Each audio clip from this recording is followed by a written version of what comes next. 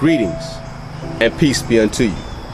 I greet you in truth, balance, and wholeness. Let us arise in power. Today, will you consider this story a metaphor, an allegory, a parable, if you will? There once was a teacher who was giving a lesson on life. In front of him, he had a big glass jar, a pile of rocks, a bag of small pebbles, some sand, and a bottle of water. He started off by filling up the jar with the big rocks, and when they reached the rim of the jar, he held it up to the students and asked them, was the jar full? They all agreed. There was no more room to put the rocks in. It was full. Is it full? He asked. He then picked up the bag of small pebbles and poured these pebbles in the jar. He shook the jar so that the pebbles filled the space around the big rocks. Is the jar full now? He asked. The group of students all looked at each other and agreed that the jar was now completely full. Then the teacher asked again, is it really full? The teacher then picked up the sand and he poured the sand in between the pebbles and the rocks. And once again he held the jar to his class and asked if it was full. Once again the students agreed that the jar was full. Are you sure it's full? He asked. He finally picked up a bottle of water and tipped the water into the jar until it soaked up in all the remaining spaces in the sand. The students started to laugh. The teacher went on to explain that the jar of rocks, pebbles, sand, and water represents everything that is in one's life. The jar represents life. The rocks represent the most important things that we have in life. The most important things that have real value. Your health, your family, your loved ones. The rocks are equivalent to the most important things in your life. Your relationships, your friendships. And if the pebbles and the sand were lost, the jar would still be full and your life would still have meaning. The pebbles? Well, the pebbles represent the things in your life that matter, but that you could live without. The pebbles are certainly things that give you life meaning, such as your jobs, your house, your hobbies. But they are not critical to you or for you to have a meaningful life. These things often come and go and are not permanent or essential to your overall well-being. The pebbles represent the other things that matter in your life, such as work, school, and material things. These things often come and often go. Now the sand and the water represents everything else, the small stuff. Those small material possessions, the chores, and the filler of things such as watching television or browsing social media sites.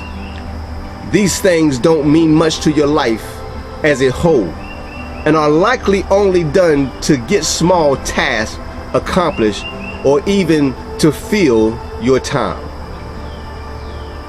The metaphor here is that if you start with putting sand into the jar, you will not have room for the rocks or the pebbles. This holds true with the things you let into your life. If you spend all your time on small and insignificant things, you will run out of room for all the things that are actually important. So in order to have a more effective life, you should prioritize important things in your life and then worry about the pebbles and the sand at a later time. Here is the lesson. Make room for what's important. Take care of the rocks first in your life. Take care of the solid things in your life. Take care of the important things and the critical things in your life. The things that really matter and are critical to your long-term well-being and perpetual happiness. If you deal with the solid things in your life, the important issues first by putting the rocks in the jar first, the small issues can and will still fall into place. However, the reverse is not true. If you put the pebbles and the sand in first, there will be no room for the rocks. Identify the important things in your life. Set aside time you need to work on them. This is where your focus should be in order to live a meaningful, productive, and prosperous life without over-obligating yourself. May I submit to you that we put this metaphor, this story, this allegory into practice in both our personal and our professional lives. But there is another side of this story. If we always try to focus on the most important things or goals in our life, then we procrastinate the other things that seem a lower priority. But over a period of time, these lower priorities and tasks would start to pile up. And the more we delay taking care of these tasks, the more it becomes harder to complete those tasks. The most harmful side effect of delaying lower priority tasks is the longer the list of such lower priority tasks grew, the more stress it starts adding to our daily routine. The problem with focusing primarily on the most important things is, since they're the most important things in your life, they also take longer to complete and more energy to accomplish. And because you're constantly swamped with the most important things, you will never get to the lower priority things in your life. So on some days, maybe start taking care of the lower priorities first. This way, as the day starts, you would check off a few things off of your plate. And then in the second half of your day, you would work on the important things. The benefit of taking care of a few lower priority tasks first is, if you start building the momentum, you will start building the energy and the desire to complete the task and the assignment. There was a sense of achievement and progress in your day, and that momentum would actually help you to work on the important and difficult tasks with much positive mindset.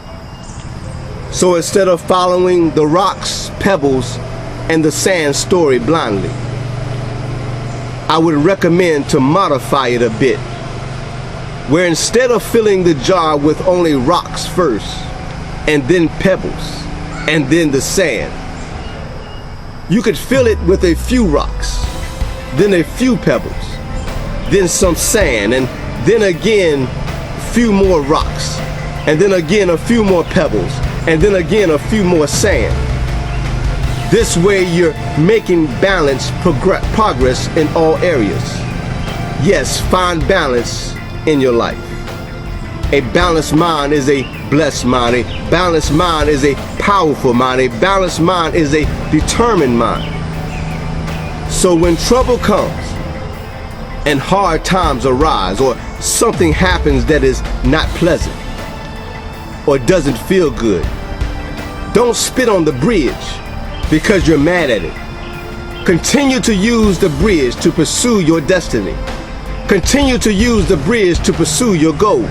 Continue to use the bridge to complete your assignment here in this life as we know it. May your days be full of renewed strength to get you through the tough times, to get you through the rough times, to get you through the times of struggle. Every day we fall asleep and we rise to see another day. Let that be applied to our living in this life.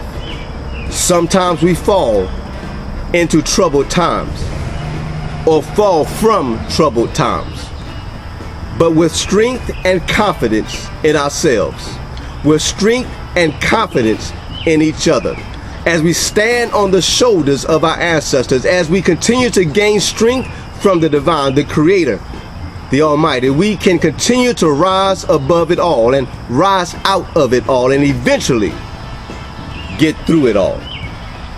Remember, life doesn't happen to us, but life happens through us. Until next time, peace and bright moments.